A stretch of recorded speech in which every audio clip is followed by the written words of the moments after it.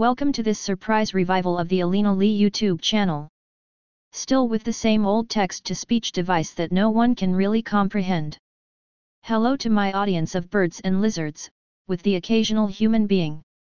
Once again, we dive into an episode of a writer's perspective. For those who are new, this is the sort of series where I try to give my thoughts on something based on my perspective as a writer. And also where I apologize because the text-to-speech device will inevitably pronounce names wrong. For this episode, I am offering my thoughts on an old gem, Breath of Fire 4. This game was my first exposure to the Breath of Fire franchise, and is actually my favorite. But that doesn't mean I won't point out what I consider problems in the writing. One of the first things I'd like to point out is that there are two storylines running in parallel, which is a unique structure for the genre.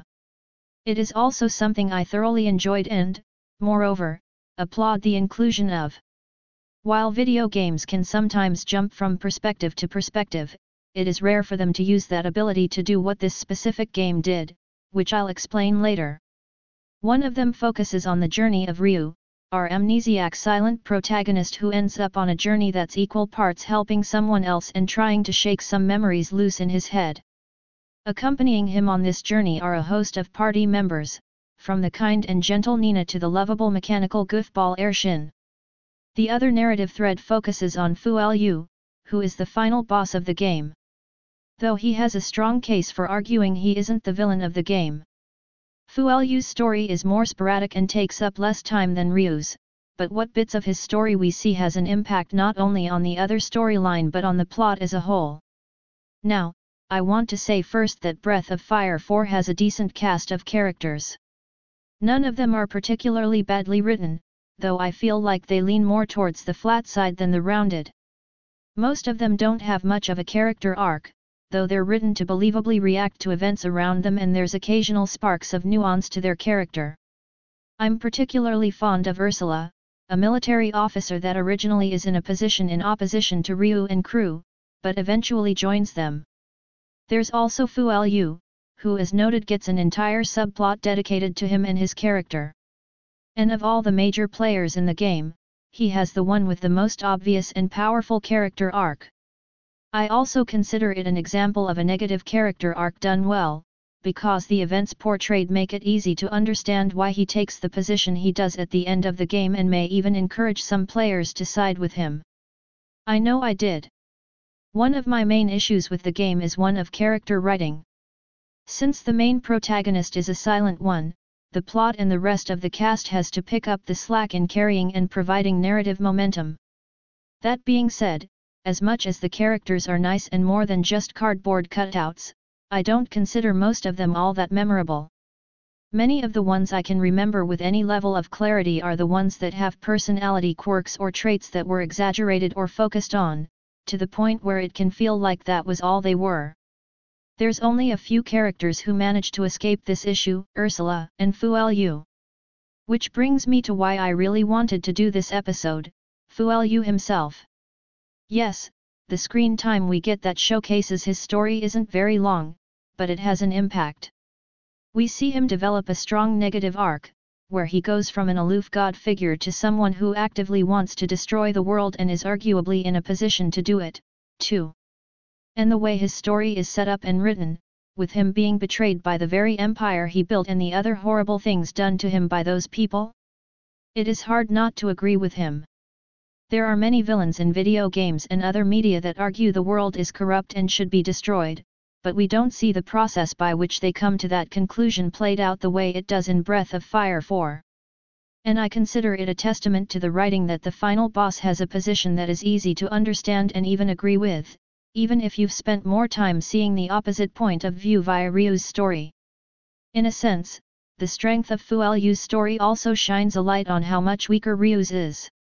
Whereas the former's storyline hammers home the despondency and rage that Fu Lu feels over humanity's actions and makes it easier to empathize with him at the end, I personally don't feel as if Ryu's story balances it out by showing the better side of humanity.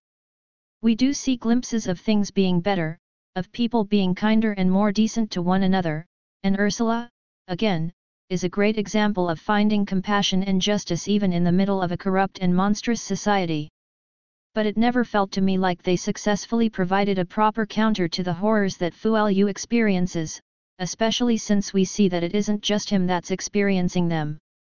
Nina's sister, who she spends most of the plot looking for and we finally see later, is a victim of those same monstrous actions and intentions. Lord Yuna, the figure responsible for a vast majority of the worst things that happen to people in the game, actually gets away with all this unless the player decides Fu Lu is right and takes his side. I loved Breath of Fire 4. I did. But after having played through it again specifically to get a refresher for this episode, I realized that nothing on Ryu's side of the story struck me as being as impactful as Fu Lu's. And while I suspect that the final boss's story was meant to be strongly written to give narrative weight to that final confrontation that's been subtly building from the start, I think they failed to balance it out by showing the opposite side. Ryu acts as a character opposite to Fu Lu in terms of their in-story abilities, but their stories don't parallel each other narratively, and one comes across as weaker for it. It's a shame, really. But it does teach a valuable lesson, I think. If an author wants to create two things that are meant to parallel each other and be taken as equally valid, the narrative weight has to more or less be equal.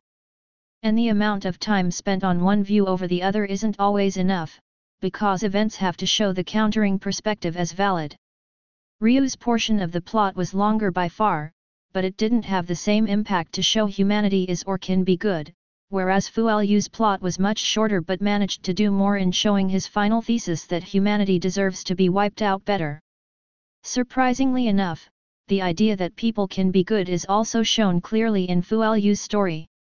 In particular, there are two instances in his story that have good people tending to him in his wounded state, and it's easy to see how these manage to convince him not to wipe out the world. These moments are small and short, yet they give a better opposing perspective than anything from Ryu's story. In the end, Breath of Fire 4 has a plot that could be described as fairly generic for the genre it's in. It has a few strong emotional beats, such as when you finally find Nina's sister or the brief glimpses of Ryu feeling Fu Lu's emotional anguish. Or just Fu Lu and his part of the story in general. But I think the inconsistency of the quality of writing, both in emotional beats and in quality of character work, is a weakness. If there was more consistency in applying a sense of depth to the characters and a better balance between the two opposing viewpoints rather than a strong narrative skewing towards one over the other, I'd have loved the writing more. As a game, it is thoroughly enjoyable apart from some annoying mandatory mini-games. As a written work, it has some standout elements but it honestly could have been done better. Those are my thoughts on the matter, anyway.